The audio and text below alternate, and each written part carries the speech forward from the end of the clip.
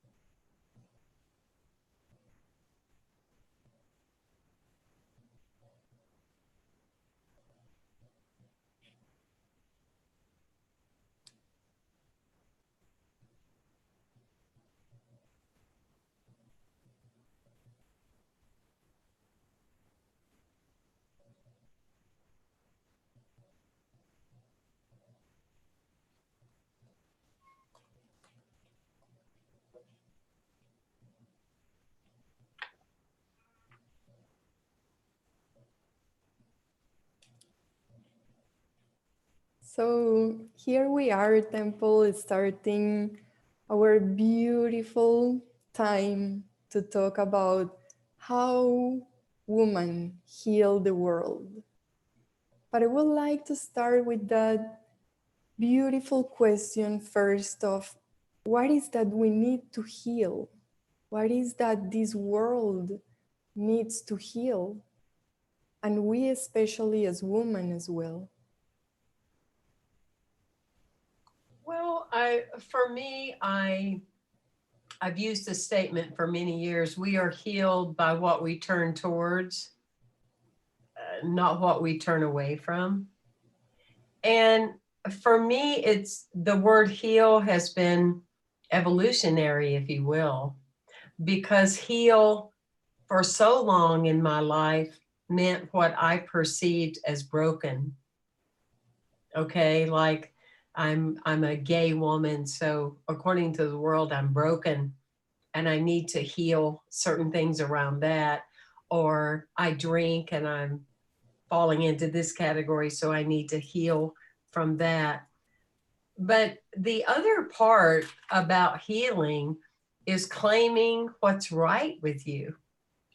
And so for women, still coming out of, it hasn't even been that long in our world that women have been able to have a voice or to have positions or to hold clergy roles or, things of that nature.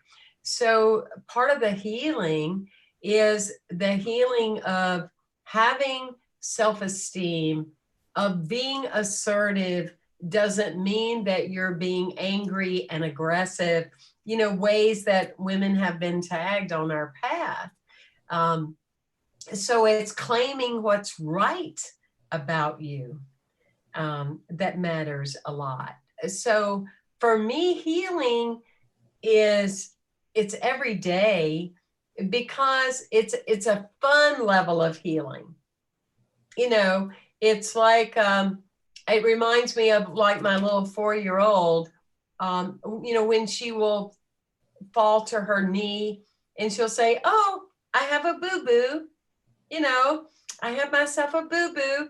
And then I'll go, "Well, is everything all right?" And she'll go, "Oh, it's okay." So it's so much, it is about that we are healing, that we are stepping into something, but it's also about that it can be perceived as fun and a look forward to, in this feminine energy of the age of Aquarius.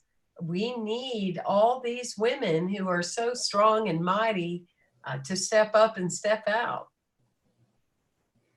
And we were also talking about how sometimes people think that there are things broken that Mhm. need to be healed.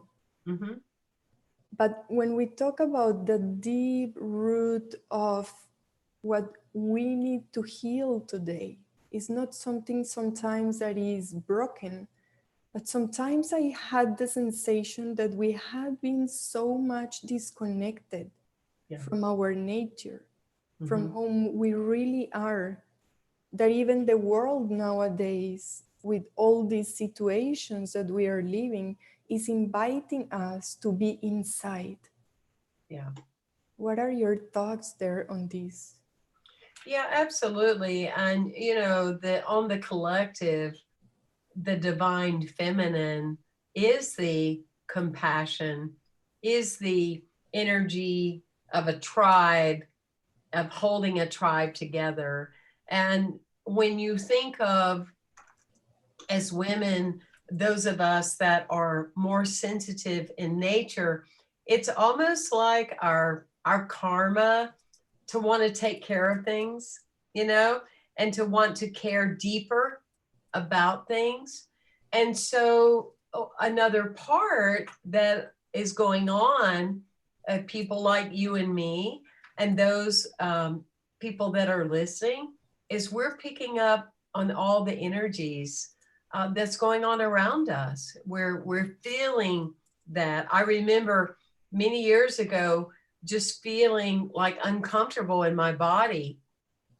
And I knew that, I hadn't eaten anything any different. I hadn't really done anything that would change the chemicals in my body, but I felt very different. And I had a friend over for the night, and I said to her, I said, I feel like my body feels like there's going to be a major hurricane or something somewhere. And the next morning on my driveway was a newspaper that said, "Huge tsunami hits Japan." So we all have that capacity that we're feeling things, but we don't often, understand the level that we're feeling things.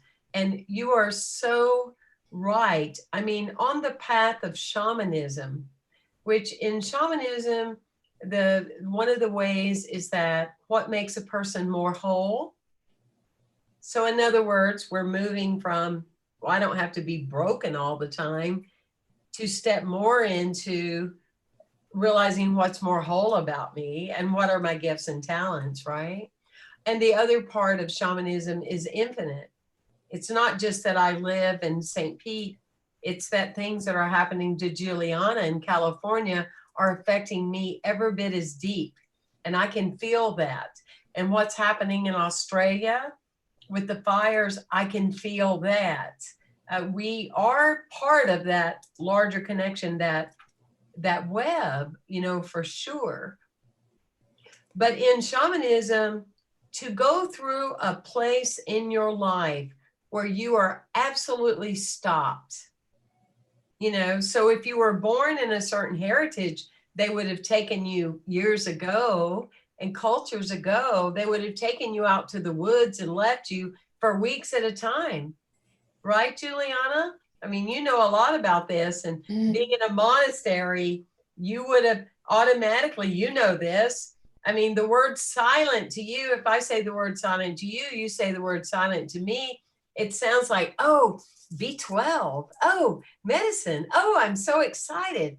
You say the word silence to the majority of the people that are on the planet, they are freaked. They start having anxiety. They go buy toilet paper. They don't know, what to do. And it is because we have gotten away from our innate selves. We have been trained to be into noise, to be fed data, to be programmed, to respond a certain way and do things a certain way. When you're around children, when they start articulating words, they say very clearly, oh, what's that noise? Oh, stop that noise. Oh, that's too noisy. Stop. And they're hearing everything. Okay? And if we work with them and we continue to balance their lives, they will always keep that inward silence about them. But if we train them the way we've trained many adults today, it's the opposite. They go, I'm not comfortable with silence. I don't know what to do. Oh my gosh, what do I do now that I'm on lockdown? What do I do? And it's so noted. Not the reason we've had to do this. I don't celebrate that. And I have a lot of feelings about that we don't have to go into today. But now that we're here, it's very obvious it was needed, the quiet. And I really, really love when you are talking about curiosity.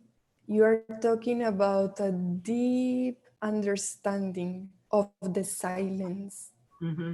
Because it's only that I had gained also through the experience of the years, that it's only when you are able to be comfortable with the silence that you are more present to the life. Mm-hmm. But this idea today of way of living is inviting us to be full of noise, to be full of watching shows, listening to this person or gossiping. So we are too much full of things in our mind. Yeah. And in reality, what I believe is that if we want to be able to listen to our deep intuition, if we want to be able to solve the challenges that we are having nowadays with our work, with our coworkers, with our partner, then we really need to listen to the silence. Mm-hmm.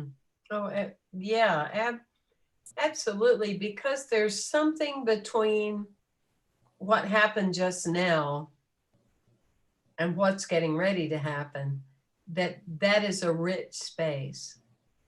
And in that rich space is where raw creativity and raw feminine energy, regardless of whether you are a male or a female, that raw creative essence can be born.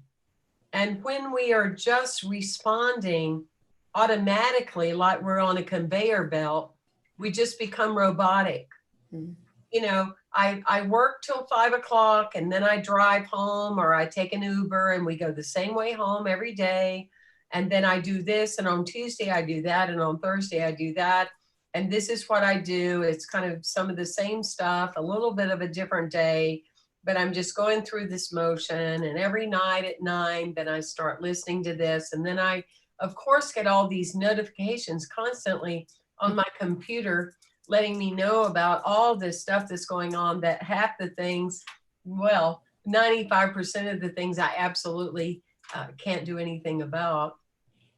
Whereas the other way is to become, you must, I feel, and I think this is why a lot of people negate it, because they go, are you kidding me? All that I have going on and all the responsibility, you want me to go somewhere and be silent? It scares people. You know, there's a saying that our two greatest fears, aside from public speaking, but our two fears that we were born with used to be the fear of falling and the fear of loud noises. It's almost like we need to add the fear of silence, because it's so foreign. And so to take a person that's living like this all the time, and espresso coffee and, you know, all dislike, and to say you must be in stillness, it freaks them out.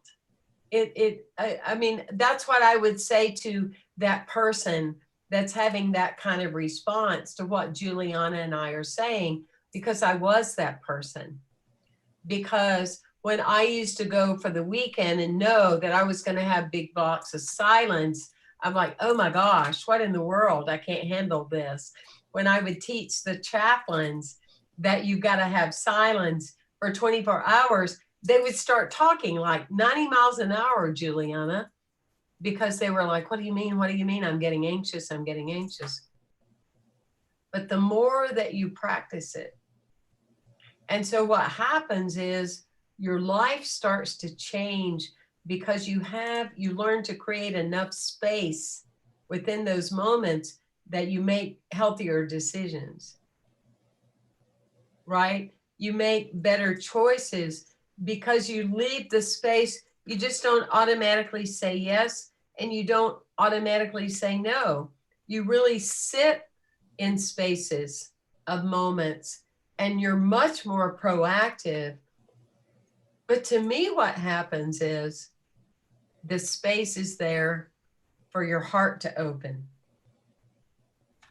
And that's what it's really all about, to heal the world, is that we activate the soul's mission so the world, the heart of the world, can open in a greater way.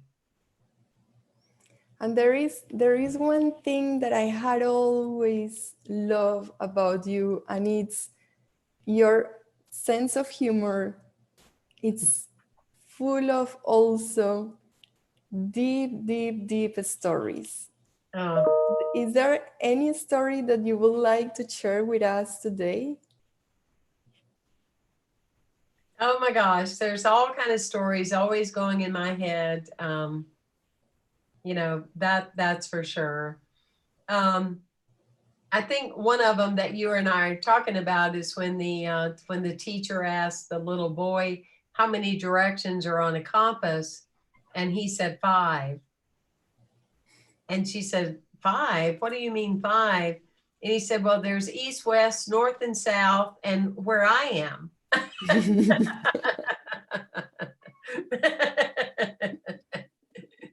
And that is definitely, it's a very true statement, because where you are is how you perceive, you know, any direction in your life. But yeah, I tend to collect stories about little children a lot. I love the one about the mother is looking out at her little boy outside the window, and he's talking to his cat. And he was telling his cat some of the things that he learned in Sunday school. Okay. And so it's a real engaging conversation. And so a little later, she looks out there and he's got the hose pipe and he's spraying the cat with water. And the cat's just going, and the mom says, "What in the world are you doing? Oh my gosh." And he said, "Well, I'm baptizing the cat." And she said, "Son, cats don't like that." And he said, "Well, she should have thought about that before she joined my church."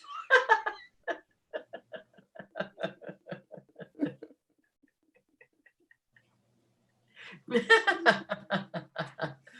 know, I can't imagine being a participant in this life without a sense of humor.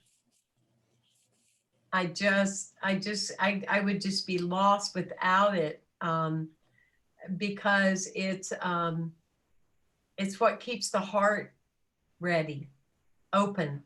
I want to say prepared, but not in a way of protection, but just that innocence. And I feel that there's a couple of things, Juliana. A lot of people are moving from being self-centered. We've had a whole era of people being self-centered. Look at me, I'm a star, self-centered, to being centered in self. There's a big difference between being full of yourself and full of spirit. And a lot of us are being humbled, at a very core level. And there's also a very big difference between being childlike and being childish, right? Childish is when we're driven by reactivity, we're driven by anger, we're driven by unresolved emotions. That's why you can see a 70-year-old act ridiculous like a rebel teenager. But to be childlike, there is no age on your life. To be childlike, it keeps you fresh and raw and willing to fall and stumble again, willing to fall in love and get a boo-boo again, knowing that it's okay. And it keeps you still willing to always live out loud as best you can. And I love that. I feel I get more ridiculously childish, childlike every day. And definitely one of the things that when I used to live in the Buddhist monastery in the Himalayas, I was always surprised because all my teachers were like little kids, but they were always very deep. And the skin looks like no age at all. And I was always thinking how to get to that place. It seems like something maybe of the culture, or what is this? And through the years, I really get to the point to understand that it's not a matter of culture. It's not a matter of race. It's just a matter of having a quiet mind. Mm-hmm. A matter of being able to kind of acknowledge that we have a lot of thoughts running in our mind, but there is a moment that we have to be the person who is able to see all these thoughts rather than to follow all those thoughts. And at the moment that we are able to be there, it seems like we become more playful, more joyful. Right. That's so true. That's so true. Well, I've known you now for 2 or 3 years now. It's true. And yeah. That is something I noticed about you right away, was your essence of calmness.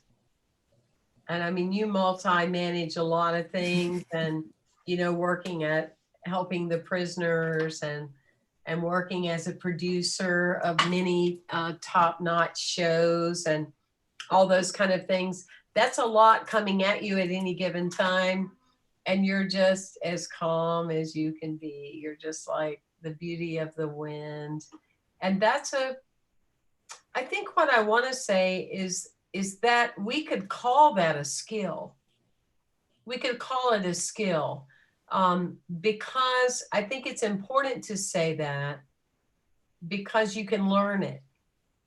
You know, a person can really learn it. If you are tuning into our program and you are a woman and you are feeling disempowered in any way, I would feel safe in saying you're not getting any silence in your life.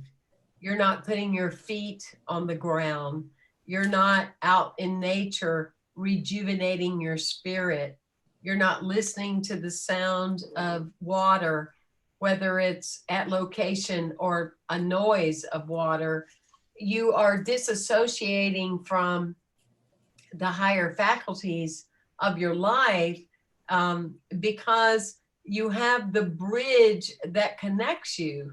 And if you think of our bodies and our chakra system, you know, we have our physical chakra, our root, we have our emotional, we have our mental, but then we have our heart. And it is the heart that is positioned right in our chest as a woman.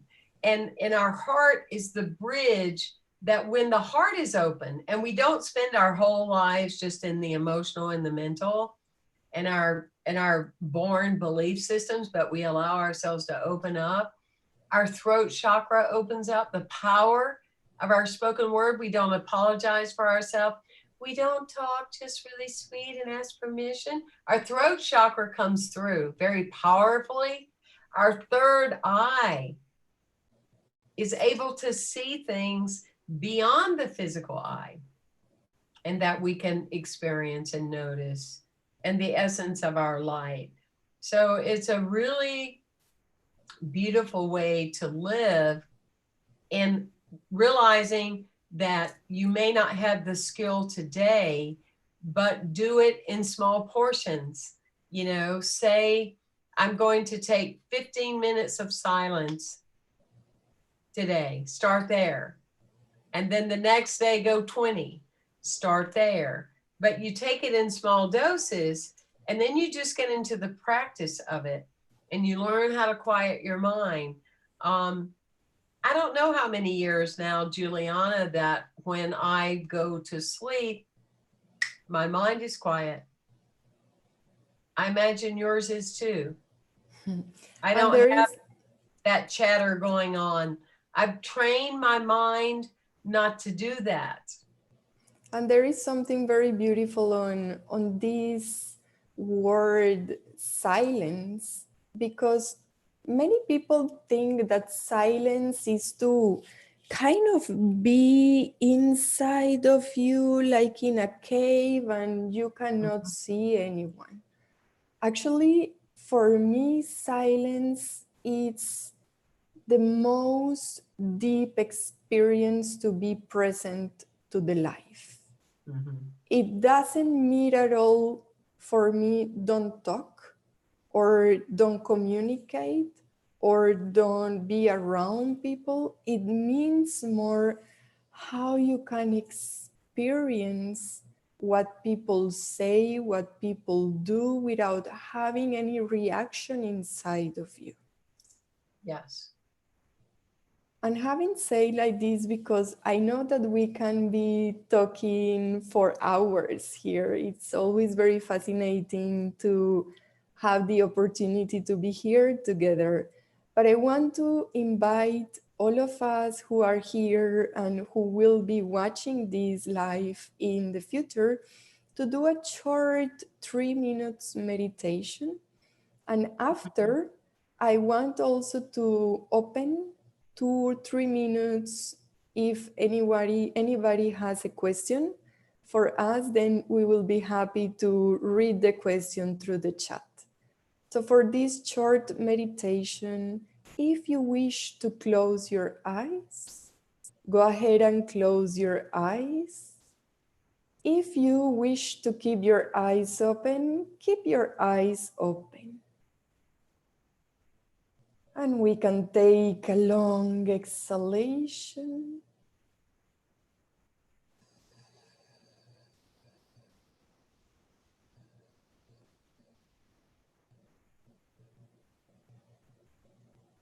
And we are going to feel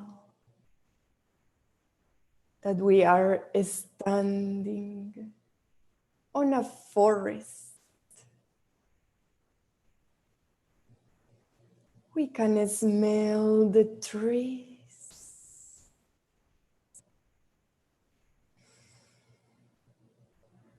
We can listen to the wind.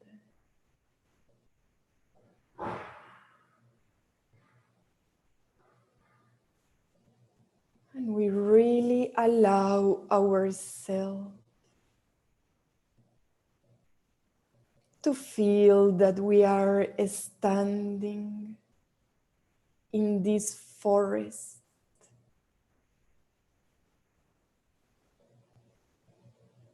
We can travel anywhere, anytime, with our imagination.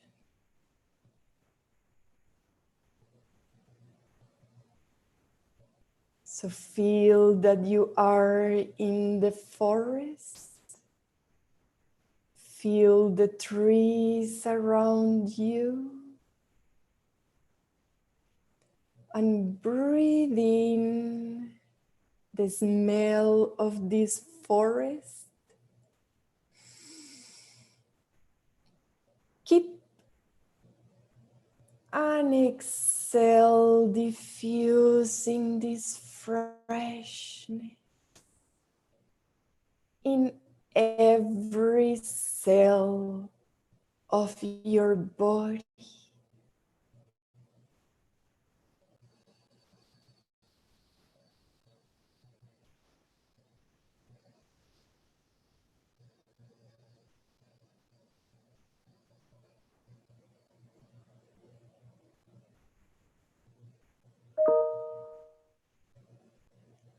And allow your mind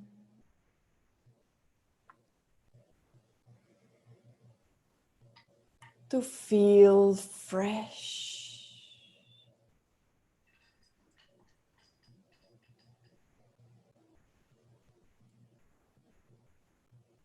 And to feel this oxygen that is very pure in this forest.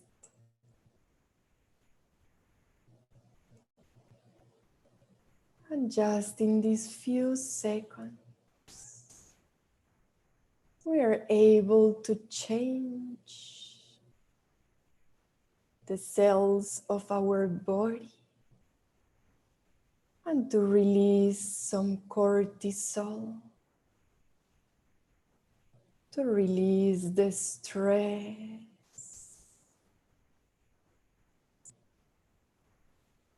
and to upgrade the well-being sensation. And we can come back to touch our fingers.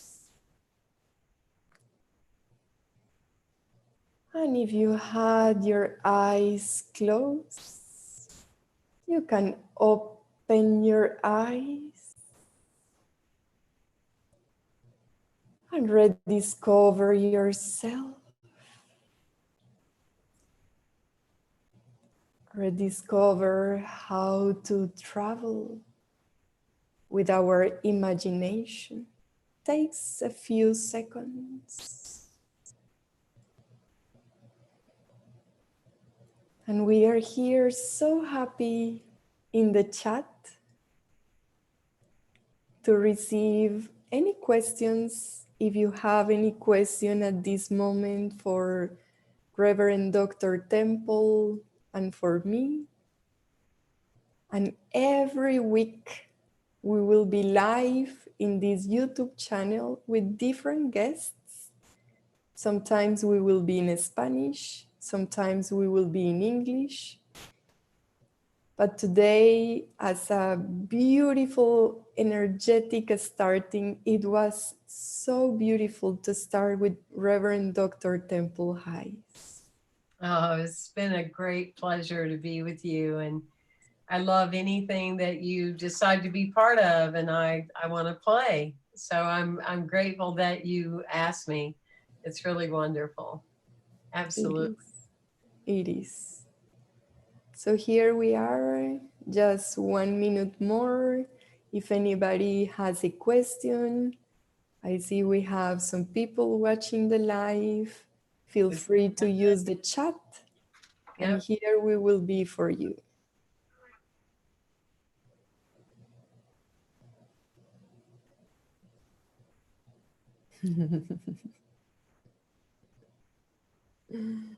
And at any time, you can leave also comments below this chat. We will be taking care of the comments once it's uploaded. We have our social media there where you can also be connected with us. And for the meantime, Reverend Temple, thank you so much Thank for you. being with us today. Thank you. It's been a pleasure. If you want to make a little prayer or make a last offering for the people, I will be so honored to close this space with your blessing. Absolutely. So we claim and we know the friendship and the kinship of silence. And we have this opportunity to open our hearts. And rather than resisting anything, we welcome it. And rather than questioning anything, we say, what is what is.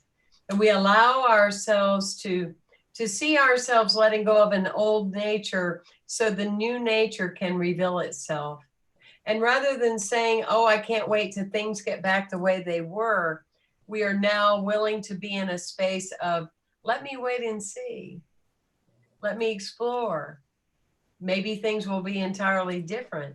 Maybe they will be new. Maybe I will be born different. And that's what's so important is don't be so quick to rush back into, well, I want it to be the way it was. That just says that you are really uncomfortable with change. Rather, be in a place of saying, I don't know what it will be like, but whatever it is, I know all will be well in my soul. I know I will be energized. I know I will be positive. I know I will lift the planet. I will have a lot of great experiences, and I am here to share myself with my family and those around me, and know that the world's a greater place because I'm in it. That's the best we can ever do, is to know the world's a better place because we're in it. So be it. And we have one question. Liche Starfruit, she said to us, beautiful meditation and interview, thank you. How do you go to sleep with a calm mind every night? Do you meditate before you go to bed? It's a practice. And I think it's important to know that it's a practice. It's not something that you start doing on Tuesday and then Wednesday for the rest of your life, you have a calm mind. You become like the gatekeeper. And so prior to going to bed, you start calming. If you are married or live with other people, you stop communicating and you just start going into a place of quiet. And then when you lay in bed, then you may say, I'm giving thanks for my life. I'm so grateful. I'm calling forth all my cells being blessed, and I feel so grateful. And you may say some of your blessings, but then when you're complete, your mind's wanting to go, yeah, but don't forget to write that check tomorrow. Oh, remember to call so-and-so. And you just learn to calm. You learn to not feed it. You learn to not entertain it. And you go right back to, I feel so grateful. I feel so grateful. And it will take a while, but after a while, it will just be natural. Remember, the quiet is natural. The noise is not, but we've made the noise natural. So we're not going to get there overnight. Okay. But if you are committed, then you will get there. I know it will happen because I know what I used to be like, 90 miles a minute. And I don't get engaged before bedtime. I don't get in these deep conversations. There's a time to do a timeout, because really the moment we close our eyes, that is the beginning of our next day. That's the beginning of putting things into our conscious mind for what our lives are turning into. So it's very important. Thank you for asking. Yeah, and I would like to add something also important. We are not alone in this world. We need a spiritual community. We need a spiritual friend. And spiritual doesn't mean that it has to be this dress or this dress. No, spiritual means that it's a person that you can connect heart to heart. Yes. It's not the person that is coming to give you tips or advices. We are too much tired these days to receive more tips or more advices. We don't need tools. We need somebody to help us to be reconnected to our deep nature of being quiet. Mm-hmm. So be very curious to find those communities around you. Be very curious to find that one friend that really is serious about this topic. You don't need to have 10 friends nowadays to go here and there. That's only bringing you more noise to your life. Yes. Find that community, find that one friend, find these spaces as well that we are creating are dedicated for us as women to feel that we have a space to have deep conversations. And little by little, we start getting closer to be friends again to the silence. Yes. So thank you so much to all of us for this effort of being here together. I will see you next week in another show. Stay connected, please, in all the social media. We will be always telling you who is coming so you can tune in and have a beautiful, blessed connection to your silence. Thank you, Juliana.